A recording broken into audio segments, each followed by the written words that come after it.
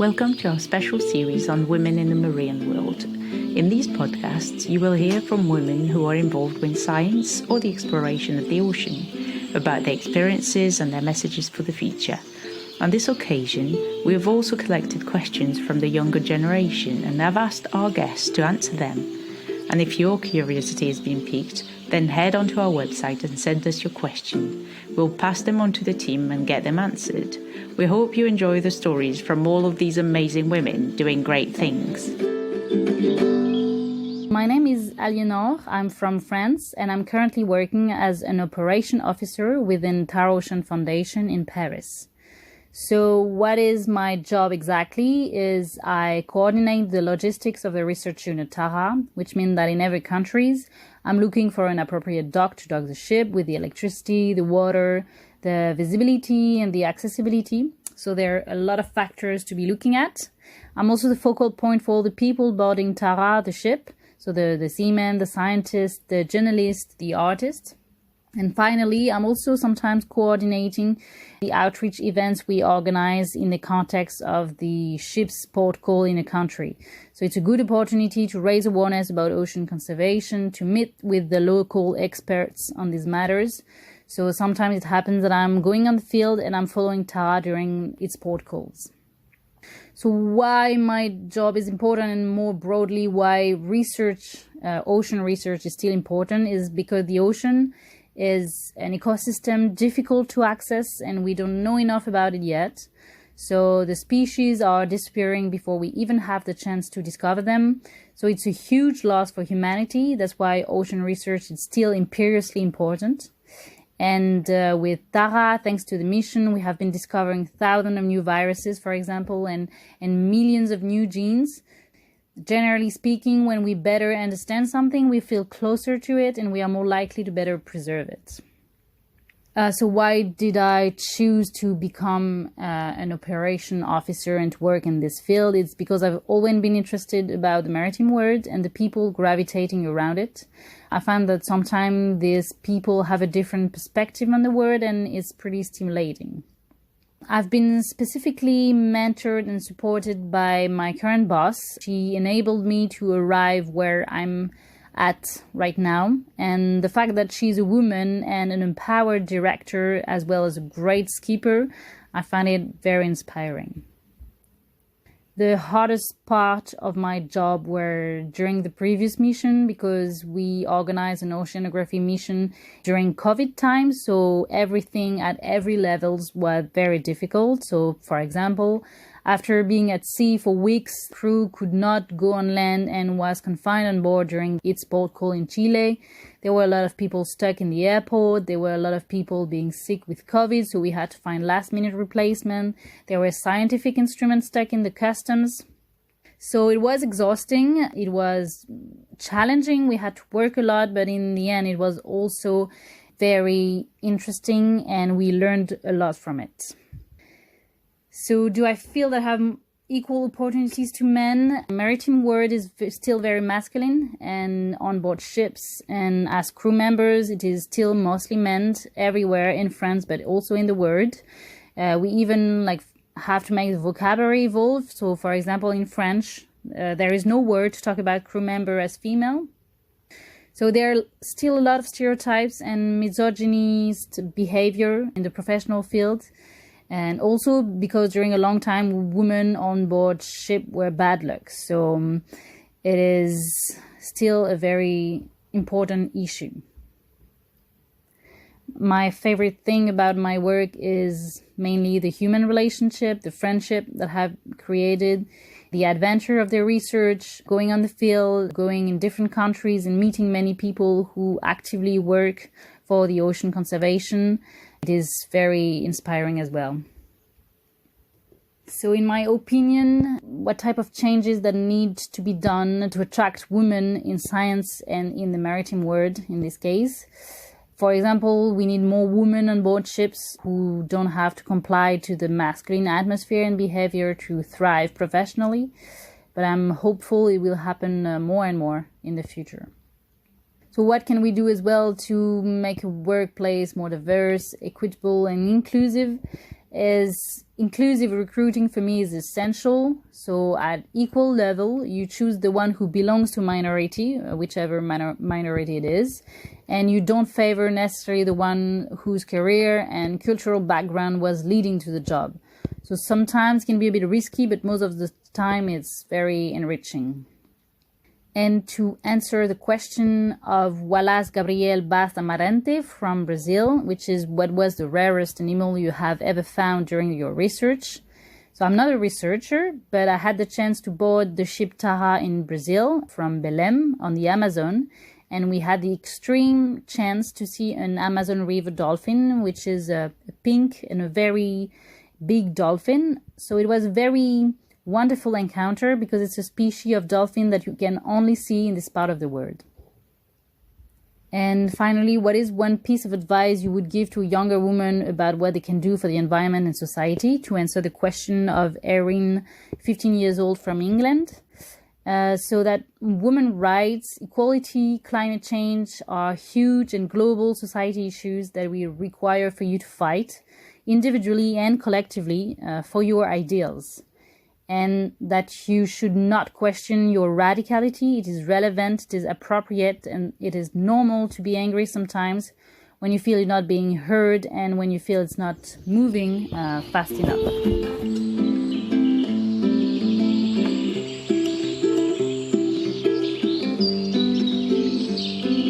Hi, my name is Ana Noronha. I am from Portugal. I decided to be a scientist pretty soon because I was always very curious during my life. I was very curious when I looked at the things at nature, very inspired by the sky, by the ocean, and everything that lives in. So I was curious. So at a certain point, I decided to become a scientist. Well, in this case, a physicist, because I always loved to see how fluids move, the chaos, the waves, how it evolves. And I soon discovered that the science behind this is physics. So that was my choice. I never felt limited by the fact that I was a woman, but that may be due to a very, very nice family I have living in, where I had always a lot of support from my father and from my parents in general. And so I never had the idea that there were fields or subjects that were not for me. At a certain point, I even thought that I should go into the Navy, but there was a no, because it was not allowed for women at that time. But, science is really the thing. So I did a scientific course in physics, a PhD in physics, in this case, chaos and nonlinear dynamics, which is the most similar thing to the movement of water, because water, you never understand where it goes exactly and how to predict how it will move in a turbulent state. So I did my PhD. I started working in an institute and also giving classes there. Talking to the others, communicating with others was really another passion that I discovered. So I liked very much to communicate. If I can transmit something that I like to others, I'm very happy about it. That makes me feel good.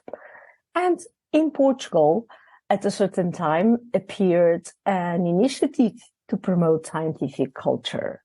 And I had a chance to be invited by a very, very visionary minister of science, José Maria Nogueira, who invited me to that new, wonderful institution he was creating, which was Ciência Viva.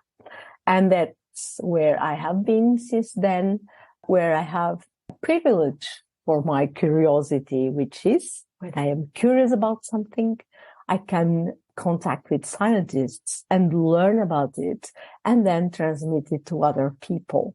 So the two things, the curiosity and the communication with others, to try to entice them and to share my feelings about the subject. The scientific system needs to change a bit to be more attractive to women, but also to men and to other people, other men who haven't thought that science was for them. Science is for everybody. So scientific system has to change in a way as to show that science is for everybody, that scientists are people who are like any other people. The only thing is that they are curious and they work a lot, and they have to work a lot. But it is really something that is not outside anyone's scope. It's just about understanding the basic workings of nature and trying to contribute for the welfare of mankind, womankind. Let's say it like that. So I think that the scientific system has to be more open, and that is the key to make it more attractive both for women and men. The other things that are important is changing the way we perceived families. Society had, until very recently, and unfortunately still in some parts of the globe, the idea that children is a business of women, and it is not. Children are also a business of everybody. Men, women, grandparents, grandmothers, neighbors.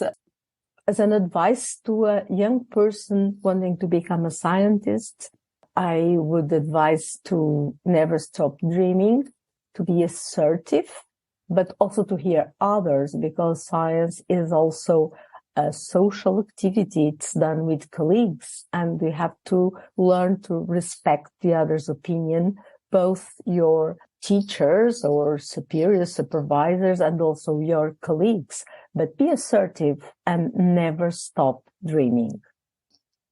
Moritz, this question is for you. Moritz from Germany, 12 years old. How does rubbish drift from beach to beach? Now, Moritz, the ocean is a very turbulent environment. You can see how waters flow in a way that is not predictable. It can happen that you drop two things near each other in water, and they follow completely different paths, you see. So one can go to the beach near the place where it has been dropped, and the other can go and cross the Atlantic and go to the United States of America, you see. It's a bit like your bedroom, your room. When it is really, really chaotic, you put your socks on the bed, for example, right? And then next day, your mommy will find a sock near your books. So this is really chaotic. So two things that are put initially in the same place, sometime afterwards can be in completely different places. Then your mommy will say your room is chaotic. So the ocean is a bit like that. I have another question from Noémie, 11 years old, from France. Why don't we talk about female scientists at school? Well, that's really a pity if at your school you don't talk about female scientists. In fact, in Portugal, we send scientists to school regularly to talk with children like you. And many of these scientists are women. So children see a lot of women in school. So teachers, ask your teacher, please, invite some scientists to our classroom to talk with us, or take us to visit scientific institutions where scientists are doing their work. This is very, very important for the children to understand that science is for women and men alike, and that is a possible career for women.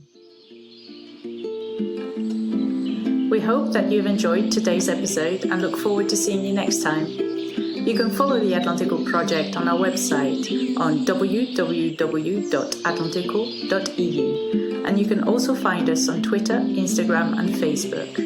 All the links and information on the project and on today's episode is in the show notes.